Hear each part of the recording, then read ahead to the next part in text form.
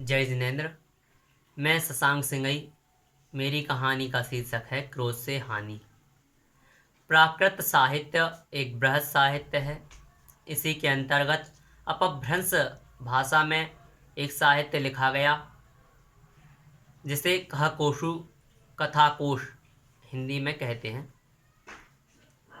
इसमें एक कथानक आता है तुंकारी का। इस कथानक में प्रारंभ होता है एक मुनिराज प्रतिमा योग लगाकर शमशान में ध्यान कर रहे होते हैं। रात्रि के समय एक तांत्रिक वहां पहुंचता है। उसे तंत्र विद्या सिद्ध करने के लिए एक मुर्दे की आवश्यकता होती है, इसलिए वह जाता है और सीधे उन्हीं मुनिराज के पास जाता है और देखता है कि एक मुर्दा बैठा है। उन्हें ही वह मुर्दा समझ लेता है, क्योंकि प्रतिमा योग जैसी हमारी जिनेंद्र भगवान की प्रतिमा होती है, काष्ठवध बिल्कुल योग लग जाता है। उसमें मृत और जीवित का पता नहीं चलता। तब उसने उन्हीं मुनिराज को मृत समझकर अपनी सिगड़ी उनके सिर पर जला दी और अपनी तंत्र विद्या सिद्ध करने लगा। कुछ समय पश्चात जब मुनि को कंपन हुआ तो वह तांत्रिक घबराया और वहां से भाग गया। यहाँ मुनिराज बेहोश हो गए।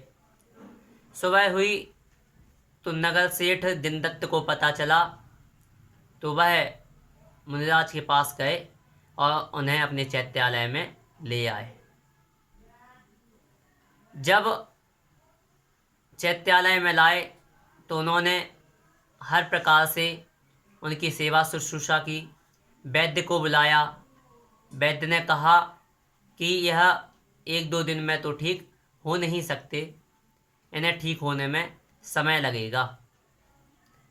तब सेठ उन्हें वहीं रोक देते हैं और अपने घर चले जाते हैं। प्रतिदिन वैयावृत्ति करते हैं। एक दिन वैद्य सेठ से कहता है कि आप मुझे राक्षा रस, एक औषधि जिसे वर्तमान में हम लाख के नाम से जानते हैं, जो लाख की चूड़ियाँ बनती हैं, तो वह लाक्षारस जो होता है उसे मंगाया। वह लाक्षारस उस समय तुंकारी के पास था। तब वह सेठ तुंकारी के पास जाते हैं और तुंकारी से कहते हैं कि तुंकारी कि तुम मुझे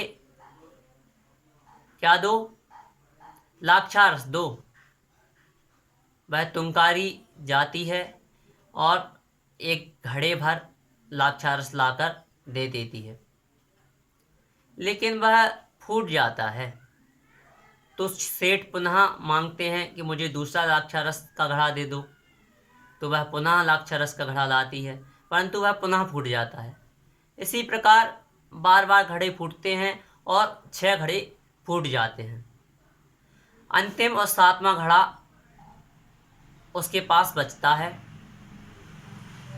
तो वह तुंकारी कहती है, सेठ जी से विनती करती है, सेठ जी आपने अभी 6 घड़े फोड़ दिए हैं, मैं यह 7वां घड़ा जो बचा है यह मैं चैत्यालय में रखकर आ जाती हूँ, आप वहाँ उपयोग कर लें, क्योंकि आपने यहाँ 6 घड़े फोड़ दिए हैं।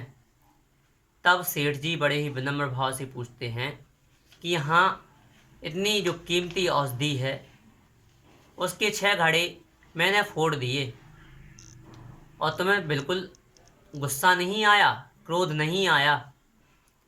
तब तुंकारी कहती है कि नहीं। तो वह कहते हैं ऐसा क्यों हुआ? तो उन्होंने कहा कि मैं एक राजपुरोहित की बेटी हूँ।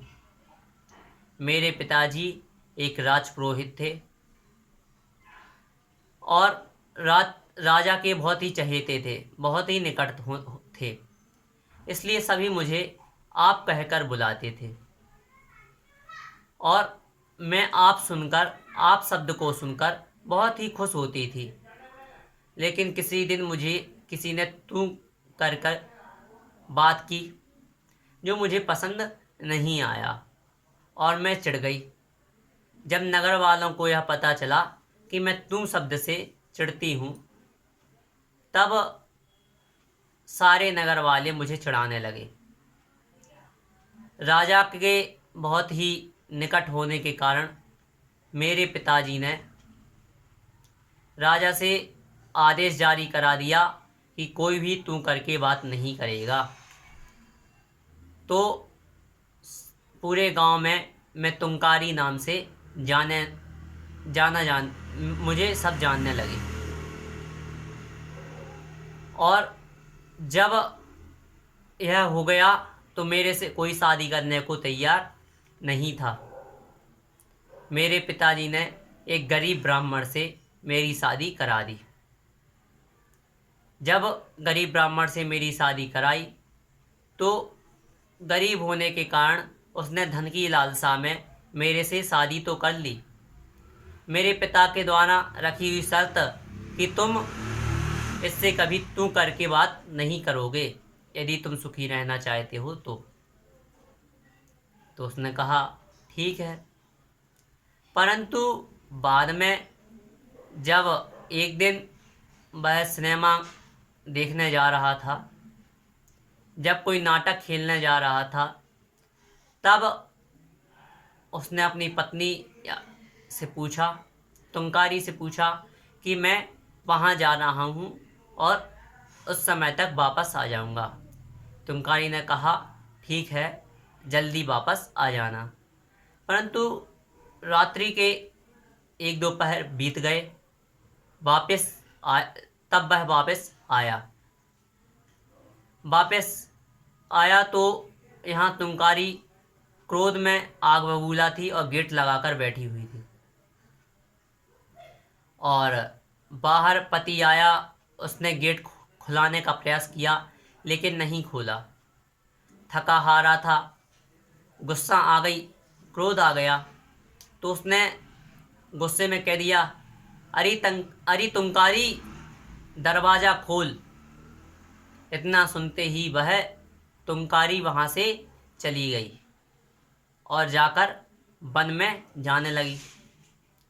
तो वन में उसे डाकुओं ने पकड़ लिया और डाकुओं ने पकड़कर उसका सील भंग करना चाहा तो वह वहाँ का जो वन देवता था, वन देवी थी, उसने उसके सिर की रक्षा की और फिर उन डाकुओं ने उन्हें वहीं छोड़ दिया, जिससे वह ब्राह्मण के पास रुक गई। ब्राह्मण उसे खाना पीना देता और खूब खाना पीना खिलाता।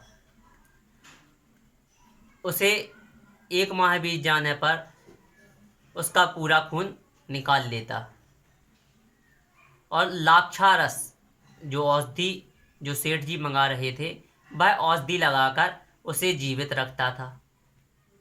उसे यह सब पता चला और वहाँ उसने यह ज्ञान प्राप्त किया। वहाँ से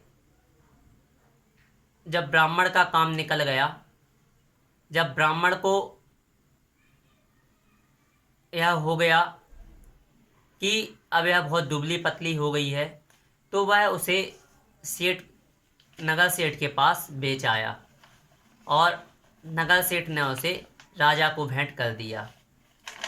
जब राजा से बात नहीं बनी तो राजा ने अपने अंतःपुर में उसे दासी बना लिया और कुछ समय बाद उस तुंकारी का छोटा भाई उस नगर में आया तो तुंकारी उसके साथ चली गई।